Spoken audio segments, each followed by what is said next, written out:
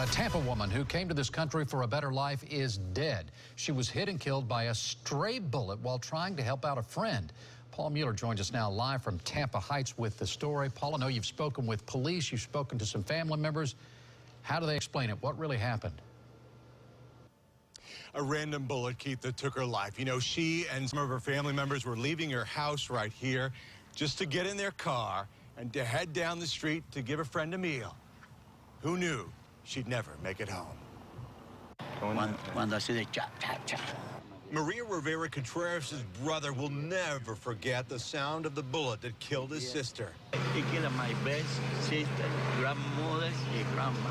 Rivera, his sister, their 9-year-old nephew, and 16-year-old niece had just gotten into the car last night right outside the house. They went down the street to give a meal to a friend. When they backed out of the driveway, that stray bullet hit and killed her. To come to a new, better life, and this stuff happens. She had just gotten back from Puerto Rico yesterday and brought her granddaughter with her. They switched seats in the car. No one knew that one move would change the family's lives forever. So she told her to go in the front seat. So if it wasn't for her telling her to go in the front seat, my niece would have been the one that took the bullet. Police say two teens were arguing down the street. At one point, one of them pulled out a gun and shot the other. He missed, and that was the stray bullet that ended Rivera's life. It's very sad. It's very frustrating.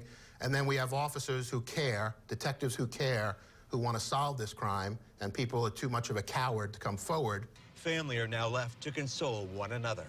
You know, we're trying to keep it together. You know, that's the only thing we can do is, you know, be there for each other and support each other. That's the only thing we can do. How mad are you?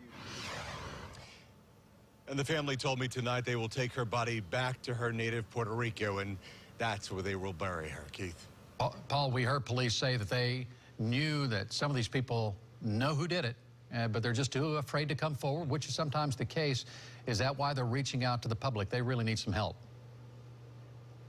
That's true. You know what? The police also talked about that cultural thing that goes on, that snitches get stitches, that people who were here, they were all up and down this block last night. There had to be some witnesses, they say, but these witnesses are just too afraid, Keith, they say, to come forward. We often hear the victims saying, please come forward and help, and this is the time to do so. Thank you, Paul Mueller, live in